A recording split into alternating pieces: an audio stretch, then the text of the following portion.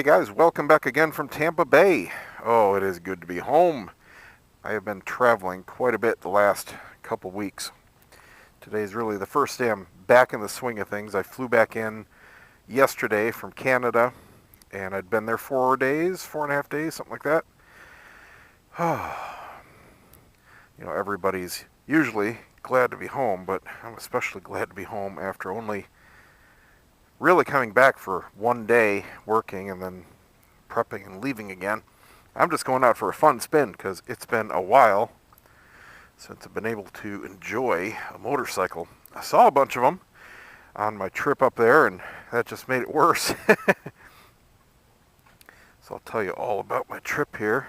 I'll tell you, it is a super warm day, and I know it is because my garage fan is on, and that only kicks on at 110 degrees up in the attic there. Hasn't been on a while because we've had all that rain. But it's on now. Find my garage door opener here.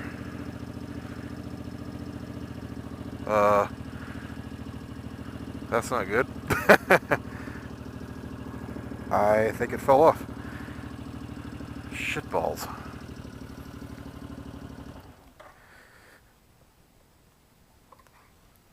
I was kind of afraid that would happen. Oh, did I get lucky? It fell off in the garage. Oh, the adhesive did not stick to the bottom of that seat.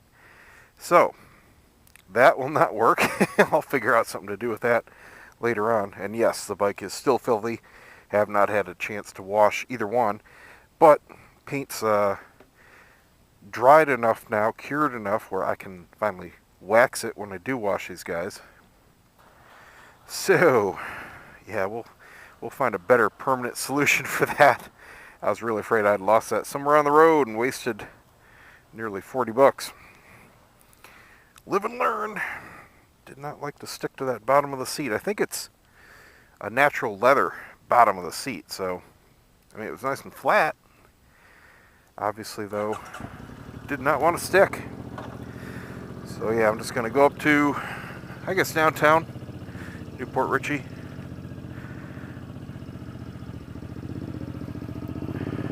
Putz around some local roads here. Just get in some seat time, that's all. I flew out last Thursday. Had 2 events to go to. Came in a day early because, travel days pretty much suck. And they covered all expenses. I was... Whoa. Alright, thanks a lot, wife. She has bumped the hell out of my mirror while I was gone because I'm looking at myself. That's not good. I'll have to check for scratches now. I'll tell you something else. She used my car to pick me up at the airport. Messed with everything. The seat back, the seat position, all 3 mirrors, the radio, even the steering wheel. It's like, what the hell? It's a 20-minute ride. Number one, use your own car. Come on. Don't be a cheap ass. Well, she is, so not really shocked. But man, when I borrow somebody's car like that, or use their car, or move their car, or something, I don't move their stuff.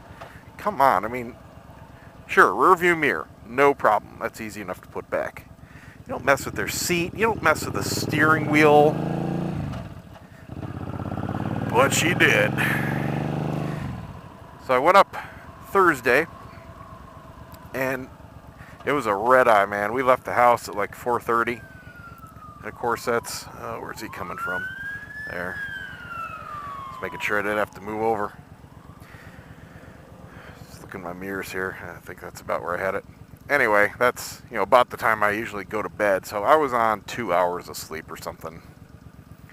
Had some good stuff to pack. I only took 1 small suitcase, but I checked it.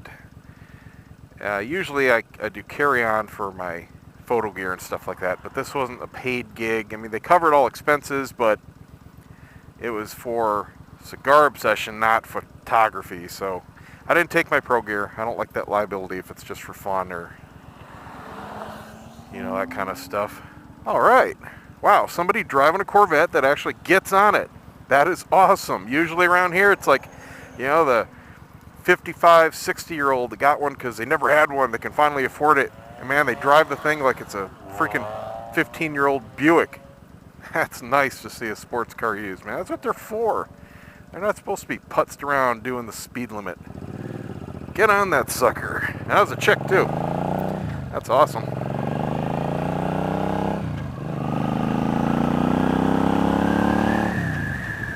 I missed that sound. So I take the red-eye flying Allegiant, which, if you don't know much about, is a very low-priced, no-frills, charge for everything airline, but I was actually impressed. Nice clean plane, relatively new Airbus, excellent AC, sparse but very roomy seats. I had the slightly upgraded seats, so I was third row from the front, which had extra leg room, and it was still dirt cheap. Freaking tickets were $125 each way. I mean, that's nothing. That's for upgrades. And that's including one check bag and priority seating, which, oh my God, that was... I'm going to do that every time I go anywhere from now on. Come on, shift. It is a very temperamental transmission, especially in first and neutral. You know, it's got that big clunk, and if you're just not right in the mesh, it doesn't quite want to go in sometimes. You have to give it a little force. Definitely not a sport bike or precision transmission. It's just, you know, it's something you have to get used to going between a cruiser transmission and anything else. But anyway, beautiful plane, nice cold AC, short flight. You know, I'm really not a travel person anymore. I've flown a lot. It's not exciting or new to me. It's pretty much a complete pain in the butt, but it saves a lot of time. You know, I made it up there, went up to Niagara Falls, New York, flying in their little dink airport out of my little dink airport. They're both really small. I think they have 5 terminals working each, you know, that kind of thing. So very inexpensive. But that 125, man, that included everything. It was awesome. But the priority boarding let me skip all the check-in lines. It was a beautiful thing. When I got to my airport, I got there about an hour and a half early. And, oh my God, there must have been 2 full flights in line. And I think they had 2 people working the counter. And the line was all the way past where the actual line is, all the way into the hallway. And I'd forgotten that I had the priority. So I'm, you know, standing there waiting for a little while. And there's a lady looking for people to get on a flight that's just about to depart or something. So she's trying to rush them through. And then I see behind her the little priority boarding sign. I'm like, oh, wait, I got that. So I walk right up, checked in like 30 seconds. Bam. Done. It was awesome. And I was like the only one there that did it. I have no idea why, because it was only $5 each way. I mean, you're stupid not to. You really are. If you're that broke that $5, oh, I can't afford $5 extra, well, I don't know what to tell you. But holy crap, that saved me at least 45 minutes standing around doing nothing, picking my nose. And coming back, exactly the same way. I got to their airport, and the timing was perfect. They hadn't even opened the counters yet. It's funny because, I mean, they're so low budget that the people working do everything. When I was there, coming back out of the little Niagara, New York airport, the chick at the ticket counter was also the chick that worked the gate and was also the chick that worked the big runway ramp, the big, you know, the machine that you walk onto the plane. She's backing that up and everything and chalking wheels. I mean, it's like, I forget the movie, but where, I think it was The Last Avengers, where the guy had all the twins, the clones. You see her doing every job. So they get their money's worth out of their employees. But anyway, I get there, and, you know, there's, again, like 2 full flights worth of planes waiting in line, and nobody's open. And right there to the right, priority seating. I walk right up there. We all stand around about 10 minutes before they actually open it up. and I'm the first one they take. And it was, like you download their smartphone app, and they got a QR code. She scans that, looks at my ID, takes my bag. All right, all set, Mr. Glenn. All right, thanks. First run through security, and then I'm just chilling and relaxing in the terminal until we board. Couldn't be easier. $5, oh man, all day long.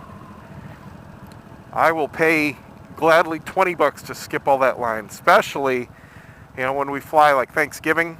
Oh my God, that's like an hour standing in line sometimes. We usually fly Southwest. And that line in the Phoenix airport is just insane. You walk in there, and in the poles, that you're walking back and forth through, there's probably 200 people, but then the line goes through the terminal. Sometimes they have to, have people basically being traffic cops. Like, forget I'm on a bike. I don't have to wait for this crap. And it's just brutal.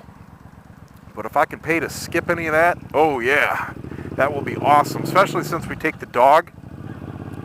And the less we're standing around with all our stuff, at least a bag or two, and Chloe's carry-on stuff like my headphones and iPad or whatever. Yeah, buddy, beat all that. So I'm going to look into that. I've already bought the tickets for our next trip down or over to Arizona, but I'm sure I can add on to it. It's worth it. So yeah, the flight was great. Got up there, and what I was doing is a couple events. One was a cigar and wine event. I really didn't know much about the area. I was spending time in Niagara Falls, Canada. So I flew into New York and then was met by one of the store employees, and then he drove me over the border. And Thursday, it was just kind of a chill out day. I spent a lot of time at the store, got to know some people, and it was kind of an eye-opener. For those of you that aren't into cigars, this is all going to be kind of new, but I'll give you a little background here. I know some of my viewers come over from Cigar Obsession or just happen to be cigar smokers, but I don't think many are in Canada, so you're not going to know this kind of stuff, and I certainly didn't know some of it. I had been told it before. I got a few Canadian friends that vacation down here, and I'll meet them for smokes, go out to a lounge or whatever, and I hear the stories, and they're telling me it just didn't sink in. For some reason, some of these key points, I got there and I was just shocked. All right, first thing, you can't smoke indoors, at least in Ontario. The provinces are different. I guess Quebec is the only one that still lets you have a cigar store and smoke in it, like you can in virtually every store here in the States. There are very, very few areas where you have a cigar store and you can't smoke in it. We have cigar lounges here. You go, you meet friends, just like any of these shops. These could be a cigar lounge. Just past one back there. You go in, you buy your cigars, usually a little bar, and you just chill out. You got couches and TVs, and you have a good time for a few hours. You enjoy your cigars. No big deal. Just totally normal. Well, not there. Up there, man, it's like you're a criminal. You are a criminal if you smoke cigars. It's absolutely ridiculous, at least in some areas. So you can't smoke in the cigar store. You don't have a lounge. They were, kind of using a loophole. They've got a little tiny doorway where you come into the shop that barely fits a, what do you call it? Little two-person table. The name escapes me at the moment, but two chairs and a little table. That was their entire smoking area. So basically you had to stand out on the public sidewalk to enjoy a cigar if you're there having an event or something. But the whole store, nope, smoke free. So it was basically like going into any other kind of retail store, and you have to take your stuff and go. And then the prices are astronomical. It doesn't matter if it's Cuban or non-Cuban, you're paying 3 to 4 times what we pay here for cigars, which completely changes the demographics and why people are buying cigars. Now, what I found was, first thing I thought when I saw the prices was, why would anybody smoke cigars? That was my first gut reaction. It's not worth paying 40 or 50 bucks to me for a cigar, and I'm, pretty much the biggest cigar reviewer in the world, and here I am saying, no, it's not worth it. They're good, they're fun, sure, they taste great, and it's a great hobby, and it's relaxing, and all this kind of stuff, but I'm not paying 50 bucks for a cigar. I don't care. I'd rather put my money and buy buy another motorcycle, or from up there buy a motorcycle and a snowmobile. And sorry for the interruption there. I had a phone call come in. Didn't take it. Anyway, I was saying, that's a lot of money for cigars. So what happens is, down here, we have cigars ranging from under $1 to $10. I mean, that pretty much covers 90% of the cigars you find in a store, with the $5 to $10 spot being the sweet spot. That's where I'd say 75% of them are, and there's a lot of good cigars in that range. I mean, hundreds.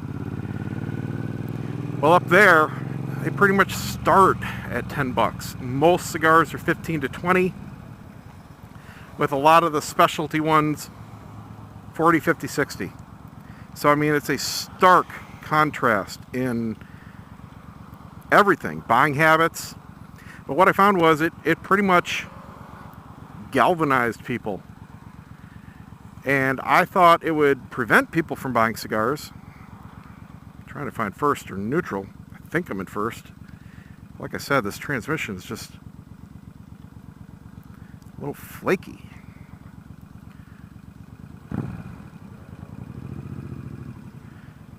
There it goes. Now it's in second.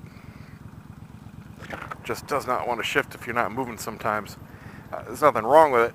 It's just the way it is. I've been on some other bikes that are the same way. So down here, you can go in and just, on a whim, buy a cigar. No big thing. Totally normal. It's like going in and buying a soda or a pack of gum or whatever. It's a commodity. Well, it is a total luxury up there. And I'm sitting in the shop. Spent many hours sitting in the shop talking with a lot of customers, just chilling out. And a majority, well, if not a majority, a major minority of cigar purchases up there, special occasions and gifts. A lot of them. And where here it's very common to go and get a handful or a 5-pack or a box of cigars as a completely normal purchase. Up there, a single cigar is a normal purchase. People save up to buy one cigar. They have a birthday celebration and they have one cigar. They'll be buying a boss or a friend or something a gift, and they'll buy one cigar. It's such a different dynamic when the price is that high. So what I found was people buy different cigars for different reasons. Of course, marketing and visual appeal and all that matters down here to some extent to some people. Doesn't me, but people buy with their eyes generally. Oh my God, up there it is paramount. It is absolutely critical. And I turned this owner on that I was at the shop to a new particular brand that has very beautiful packaging. The box itself, the band, it has cedar sleeves on the cigars. It has a foot band. So it's a very classy presentation compared to most. And down here, sure, it makes a little bit of a difference, but it makes a huge difference up there. Because when people are searching for that single cigar purchase, they scrutinize everything a lot more. So if you're looking at a cigar with a plain paper band that you don't pay a second of your attention to, or you're looking at one that looks, fantastic, well, they're going to go with the one that looks fantastic. That's just the way it is. And that's exactly what was happening. And it was Blanco, the brand that I work with down here sometimes, and they sold out. Let's see, 1, 2, 3, 4 boxes worth. It was just a test trial thing, but we're talking under 12 hours of being open. They're gone. And the owner, Evan, said that had never happened since he had the store. Not once. So that was pretty cool. Thursday, like I said, it was just a chill out day. Didn't really do a whole lot. I was super tired. We went out to dinner after the shop closed, which was very early. Around here, bars closed, depending on the county, between 2 and 3 a.m. And most normal shops, certainly any cigar lounges, they're open till 11 or 12. Well, down there, no, it's more like 4 to 5. And pretty much business is dead after 3. So it's really the early afternoon rush. And I guess tea time or coffee break time is a big thing down there, or up there too. So again, very, very big differences between retail operations and all that kind of stuff. Well, I got refreshed after dinner. I was dead. I think we got done with dinner at like 8 or 8:30 or something like that. Got to the hotel. Nice hotel. A little out of the way because the ones right around Niagara Falls were ridiculous, $500-600 a night for nothing special. So we went about 20 minutes into a suburb, and I mean, it was still expensive. I didn't pay for it, but still expensive, but a very nice, normal hotel. I didn't care. It's just a bed and Wi-Fi to me. And by the way, the internet up there blows. Everyone had Wi-Fi. That wasn't the problem. It was very easy to find hotspots. Every restaurant, hotel, stores, I mean, everybody has Wi-Fi. The actual bandwidth sucks. Just trying to surf Facebook, man.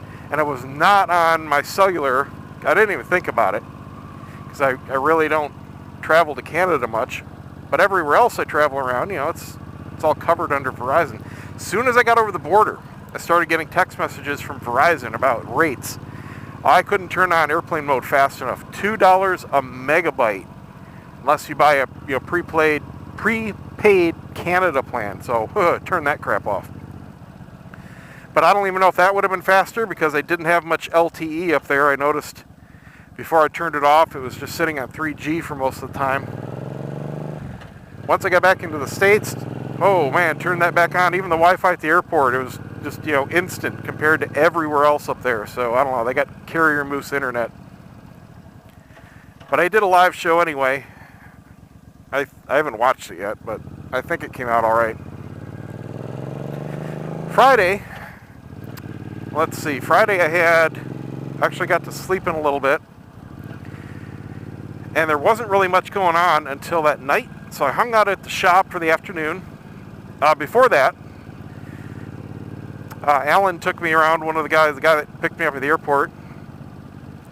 And he showed me the sights, and we went to an area called Niagara on the Lake, which is pretty much a real nice shopping district. And oh my God, beautiful scenic roads.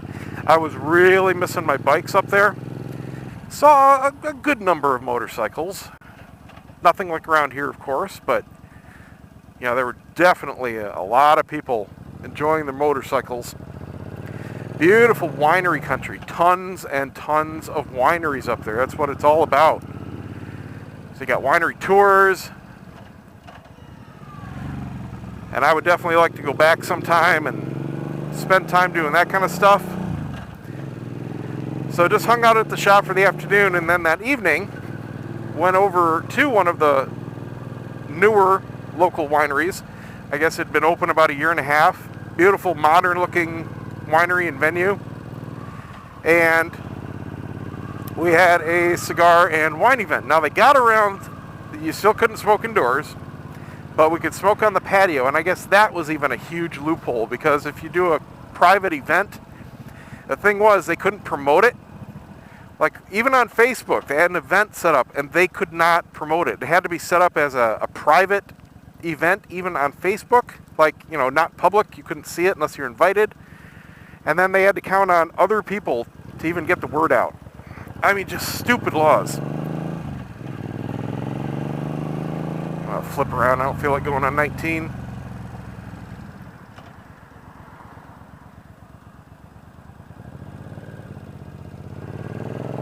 But that was actually really nice. We had about 30 people total.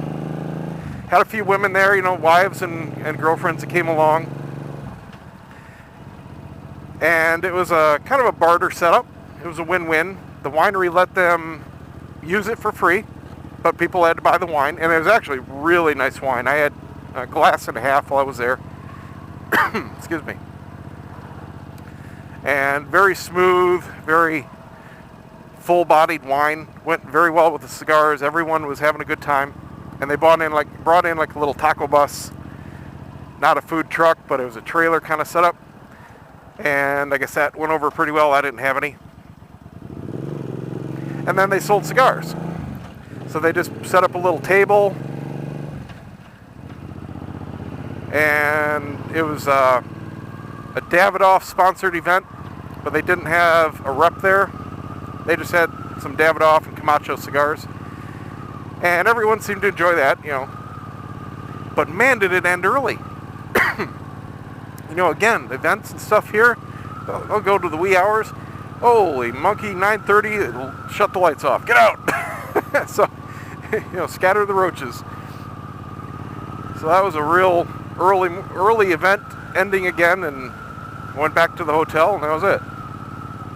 And then Sunday, this was an event day at the store. It was their official grand reopening, and I was there to do a ribbon cutting with Canada's Minister of Finance, which is, I'm told, the equivalent of our Secretary of State. So he came over and we both did the scissors on the ribbon, and I did a live show for about 45 minutes. There were a bunch of guys there from a big Canadian Facebook group, so they had representatives, and had a whole bunch of people come in for that, all the way from 3 to 4 hours away. They had a few specials on cigars, and they had a Davidoff rep there. Now up there, again, totally different setup for even stores to buy cigars, not just people. Down here, if you have a cigar store, you can call up any manufacturer, buy whatever you want, wholesale, and they ship it to you. That's it, done. They also have cigar reps that go around and, you know, basically do door-to-door sales to the stores. So, I mean, it's very easy and no big deal at all to buy whatever cigars you want to stock your store. That's it. Well, up there, can't do that. You have to go through a distributor, and there's only a couple of them, and they only handle a handful of brands. I mean, probably 5% of the brands that we have in the States you can even get up there. So the distributor had a rep there, and he was pushing Davidoff and Camacho. Frankly, did a really shitty job, just sitting there basically. He wanted to stand outside and smoke his little cigarillos, like cigarettes. Didn't really care. He was letting people walk out the door, and, you know, I'd snag them and pull them back into the humidor, just have a conversation with them. I wasn't making any money from this. Now, this one guy, he must have bought $400 worth of cigars after I talked to him. You know, I'm not bullshitting him or anything. I'm just having a conversation from one cigar guy to the next. But this Davidoff guy, he didn't give a shit. He was just, nah, bye. It's like, okay. So I pissed him off because he was trying to push his crap. And frankly, half of that stuff he had there was crap, especially for the price. And I'm at least directing people to things they're going to enjoy, you know? I'd rather have them buy a cigar they're going to enjoy than just making a sale. Who cares? I'm not selling cigars, so I don't really care what they buy as long as they like it. So I spent the whole day there doing that and just talking with people, being a quote-unquote cigar celebrity, doing my thing. And then the owner took me out to dinner. We went to a really cool sushi place / Japanese steak place. Kind of like dim sum. They didn't have stuff pre-made, but it was all off iPads at your table. And you just basically pressed a button if you wanted it, and pressed a button to, kind of like an airline stewardess, have a waitress come over and, you know, take the order or give you your check or whatever. That was really cool. And darn good sushi too. You know, nothing to complain about at all. Relatively inexpensive. Small portions, but you just hit that quantity button, you know, whatever you wanted, ding, ding, ding, ding, ding. You want 4 or something, ding, ding, ding, ding, ding. You want 8 or something, doesn't matter. And then, sorry about that again, another phone call, 10 bucks to 20 says this is just a bunch of spam. I didn't miss that, you know, having the phone off. Holy moly. When you're a business owner, especially these days, it is non-stop robocalls and spam, and would you like to be on the first page of Google? No. Well, screw yourself. I mean, I probably have at least 500 numbers blocked. And I'll tell you, that is the best feature about having an iPhone, is being able to block numbers. Oh, it is just fantastic. I could not handle an Android phone just from that. Not being able to stop these non-stop robocall and spam calls. So anyway, we had the sushi. had a nice conversation, and then he dropped me off at the hotel, and I crashed. I was tired again, man, because my sleep schedule was all messed up. And I woke up in a panic. At 9:30, I look over, and of course I had the blinds drawn and everything, so it was real dark in the room no matter what. And I think it's 9:30 in the morning, and the guy picking me up the next morning was picking me up at, I forget it was, but I remember in my head thinking, oh crap, he's waiting for me right now. So I jump up, and no, I'd only been asleep 2 hours. It was 9:30 p.m. So I was up for a little while. I actually got hungry, went down to the bar and the restaurant and chilled out there for a while. And then got some sleep, watched a little TV. And then the guy that picked me up was a friend of the owner's who has a really cool limo company. He's got a bunch of classic high-end cars like a Rolls and a Jag and all that kind of stuff, and he does weddings and stuff, so we had a lot to talk about, obviously, me being a wedding photographer. So thank you, Jens, if you're watching again. And he picked me up, went over the border. It was a real easy crossing in. We had about a half an hour wait to get into Canada because it was just that time of the day for tourists and that kind of thing, but 0 wait getting into the U.S. That worked out real well. Found the Niagara airport. He hadn't actually been there before, and you know the rest of the story. So overall, a very nice trip. I do want to go back next year. I'm probably going to go back a week later because it turns out, and it's just lack of communication overall on everybody's part, I guess. They didn't know I had the motorcycle channel, and this coming weekend there's a huge 1,000 bike motorcycle show right in front of the store, right on their street. It's like, son of a, should have come, then. And he actually was going to change the date of the grand opening celebration just because I was up there. He already did because I couldn't come on the original date he wanted. So it wouldn't have been any big deal. But next year, definitely want to go up. I don't know if, I'll trailer my bike. I do not anticipate riding my bike up there. That's just no fun having to take a long ride like that and then having to work and then having to ride it back. It's one thing if you're doing a vacation, but I wouldn't want to do that. But Dave Blanco should definitely have his bike ready by then. If he doesn't, there's something seriously wrong. And it'd be cool if we could trailer our bikes up there together, because he definitely needs to get up there. His brand is #1 now, exclusively sold at that store. That was the first time he's ever been sold in Canada, and it's a great location for him, and everybody loves his stuff up there, obviously. So he needs to go up there with me to do an event. I'm just looking for my garage door opener in my pocket. Stuck to my jacket. I'll fix that. But if we go up next year, man, it would be awesome to trailer our bikes up there, have them do the show, spend a day or two riding around, going to wineries, because I'll tell you what, that country is gorgeous, and the weather was fantastic. I'm used to the humidity here that's literally you get out of your car and your glasses steam up, and they couldn't believe it. They really couldn't believe it's that bad up here, but it is. And down or up there, man, it was like December. It was just freaking gorgeous. 70 degrees, low humidity to me, and they're all complaining. They're like, oh my God, it's so hot and humid. I'm like, you're insane. Nah, this is beautiful. So just great biking weather. We would have a blast.